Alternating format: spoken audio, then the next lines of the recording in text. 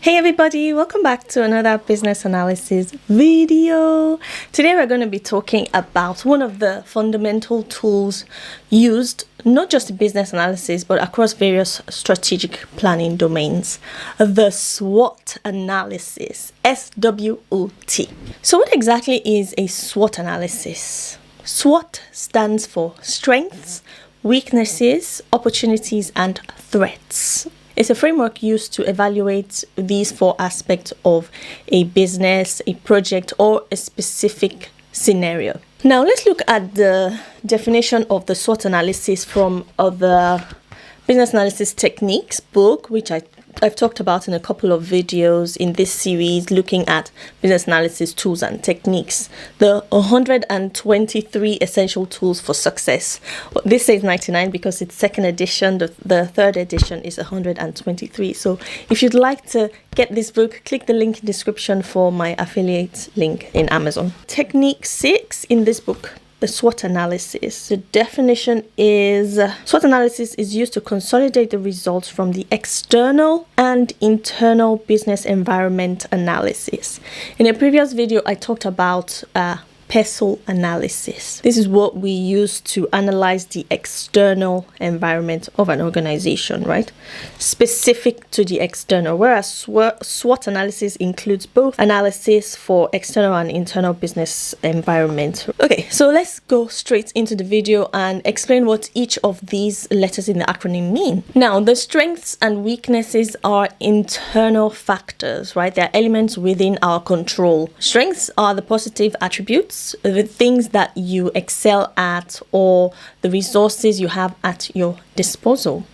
Weaknesses, on the other hand, are areas where you or your project might be lacking. These aspects needs improvement. So we've looked at the strengths and weaknesses. Now let's look at the opportunities and threats, which are external factors. These are usually outside your direct control. Opportunities are external chances for your project or your business to grow and improve, while threats are external challenges that you might need to face, things that could potentially hinder your success. So now we've explained SWOT.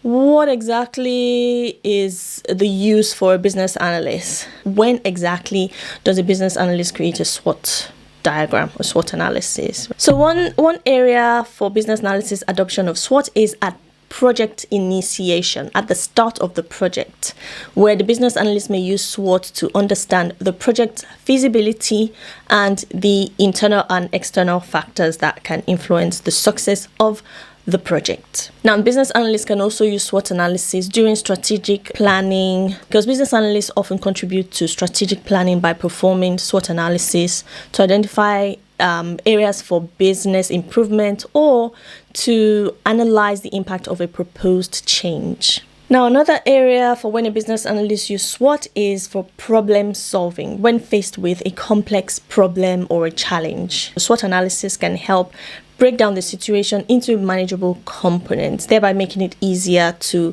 formulate a solution. Another area is assessing a new market or product. Before entering a new market or launching a new product, a business analyst will perform SWOT analysis to understand the competitive landscape and the internal capabilities. Very interesting, isn't it?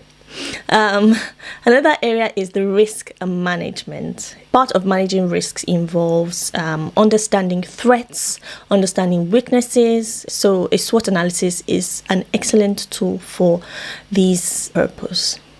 So in each of these scenarios, the SWOT analysis serves as a powerful tool to bring clarity, focus, and direction. It really helps the business analysts and decision makers to capitalize on the strengths and the opportunities while addressing the weaknesses and mitigating the threats. So now let's dive into a practical example of how a SWOT analysis can be used in improving an order fulfillment process for an e-commerce company. Let's dive right into it. Okay, so I'm going to be using Lucidchart to create the SWOT diagram. Now, generally, you can find templates if you go to Lucidchart. Let me go to the front page.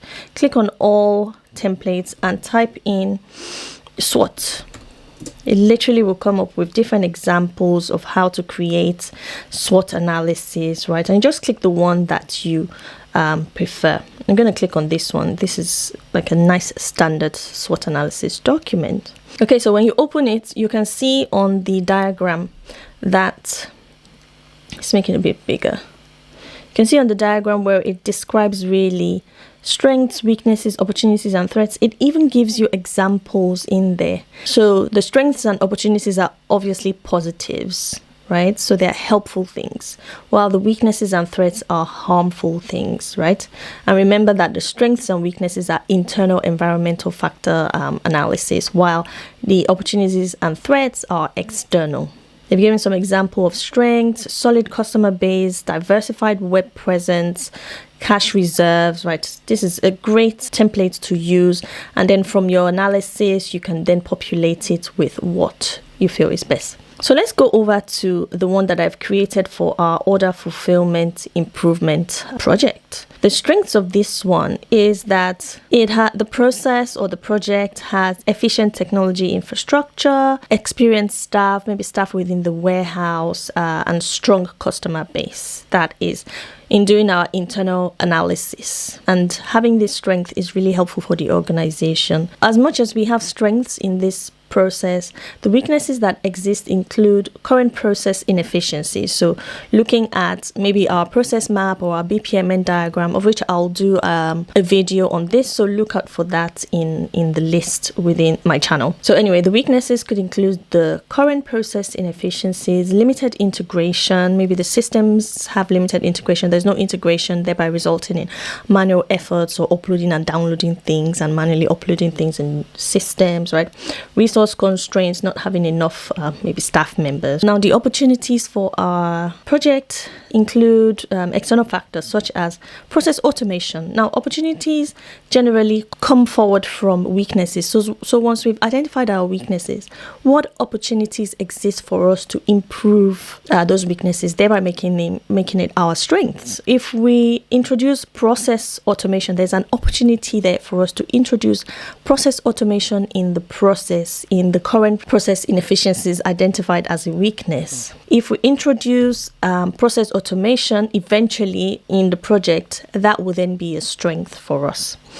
Other opportunities include data analytics and customer experience enhancements. Now, looking at threats, there could be competitive markets, other companies out there possibly doing the same thing as us and doing it better. For the sake of our project example is the customer order fulfillment process. So let's say there's one retail company out there that's also competing with us that sells similar things that we sell, and their processes are possibly better. So there could be a threat because, well, we could lose customers to them, right? Technological advancement, technology keeps advancing, so there's a threat there, and supply chain distribution. So this is a plain, simple example of what a SWOT document looks like. The type of document that we produce once we've performed our SWOT analysis work. I hope this has really helped you to understand what we do and how we use SWOT analysis and when we use SWOT analysis.